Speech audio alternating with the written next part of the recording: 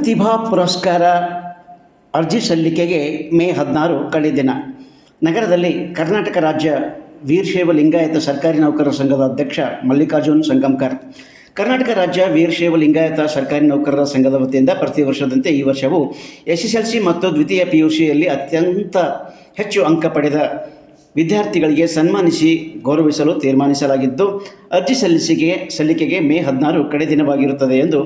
ಸಂಘದ ಅಧ್ಯಕ್ಷ ಮಲ್ಲಿಕಾರ್ಜುನ್ ಸಂಗಮ್ಕರ್ ಅವರು ತಿಳಿಸಿದರು. ಹೆಚ್ಚಿನ ಮಾಹಿತಿಗಾಗಿ ಅಧ್ಯಕ್ಷರು ಮಲ್ಲಿಕಾರ್ಜುನ್ ಸಂಗಮ್ಕರ್ 9442733422, ಕಾರ್ಯದರ್ಶಿ ಸದಾಶಿವಯ್ಯ ಹಿರೇಮಠ್ 9449775597, ಕೋಶಾಧ್ಯಕ್ಷ ನಂದಕುಮಾರ್ ಮುರೂರ್ 9719400173 ಕರ್ನಾಟಕ ರಾಜ್ಯ ವೀರಶೈವ ಲಿಂಗಾಯತ ಸರ್ಕಾರಿ ನೌಕರರ ಸಂಘದ ವತಿಯಿಂದ 2026ನೇ ಸಾಲಿನಲ್ಲಿ SSLC ಮತ್ತು ದ್ವಿತೀಯ PUC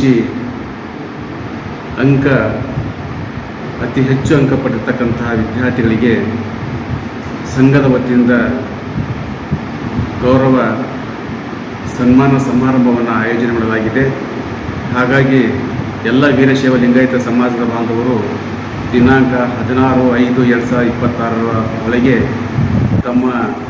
ಅಂಕಪಟ್ಟಿ ಹಾಗೂ